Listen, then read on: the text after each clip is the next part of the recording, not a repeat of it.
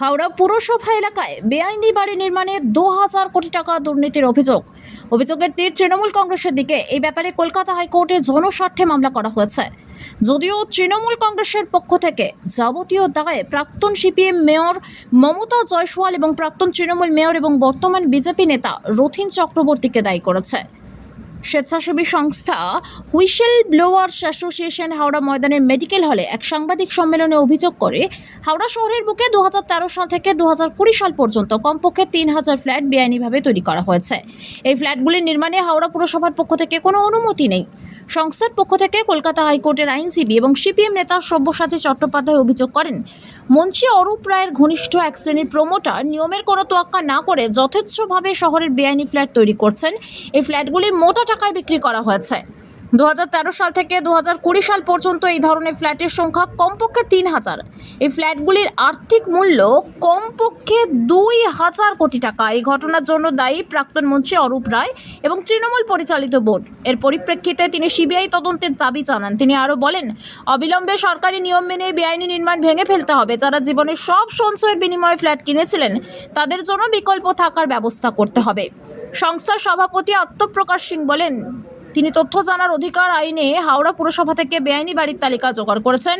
ঊর্ধ্বতন কর্তৃপক্ষের নির্দেশে অনুমতি দেওয়া হয়েছে বলে হাওড়া পুরসভা থেকে জানানো হয়। কিন্তু অনেক ক্ষেত্রে দেখা গেছে হাওড়া পুরসভায় জরিমানা জমা দিয়ে বেআইনি ফ্ল্যাটগুলি আইনি করে দেওয়া হয়েছে, যা সম্পূর্ণ বেআইনি। তৃণমূল নেতাদের মদতে অসাধু প্রমোটাররা বছরের পর বছর এভাবে বেআইনি কাজ চালিয়ে আসছিল। এদিকে তার বিরুদ্ধে ওটা যাবতীয় অভিযোগ অস্বীকার করেন প্রাক্তন মন্ত্রী এবং মধ্য হাওড়া বিধানসভা কেন্দ্রের তৃণমূল বিধায়ক অরূপ রায়। তিনি বলেন, প্রাক্তন সিপিএম পরিচালিত বোর্ডের মেয়র মমতা জয়সওয়াল এবং তৃণমূল পরিচালিত বোর্ডের মেয়র রথীন চক্রবর্তী এর জন্য দায়ী। তাদের আমলেও বেআইনি নির্মাণ আটকানো যায়নি। তিনি মনে করেন বেআইনি অংশ ভেঙে ফেলা উচিত। তিনি চেয়ারম্যান থাকাকালীন ৩ মাস কোনো বেআইনি বাড়িকে জরিমানা জমা দিয়ে আইনি করতে দেননি বলে তিনি দাবি করেন। বলি যে ওই রাজনৈতিক ব্যাপারের ঊর্ধ্বে একটা আইসি সবার জন্য, আমাদের জন্য, সবার জন্য যেটা হয়েছে আর কি, যে ময়লা আবর্জনা পরিষ্কার। এক কথায় আমার দেখা নেই, আমার এত বছর বয়স হয়েছে,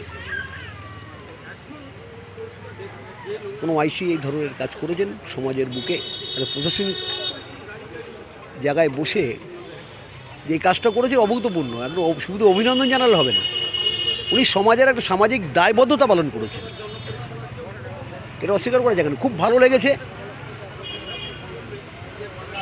আমাদের এই সমাজ ব্যবস্থার প্রশাসন এই ধরনের কাজ করলে তো আমরা সবসময়ের জন্য তাদের পক্ষে কথা বলবো।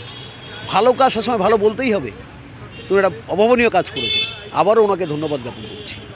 কালীরুদ্র। সেটাও তো একটা সমস্যা দেখা দেবে, সেক্ষেত্রে সরকার কীভাবে কী করছে সেটা সরকার উইল ডিসাইড।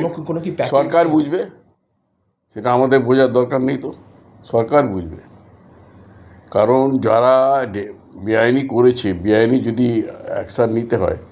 আমি একসময়, তখন আমরা ক্ষমতা এসেছি জাস্ট, সেই সময় মমতা জয়সওয়াল মেয়র হয়েছেন।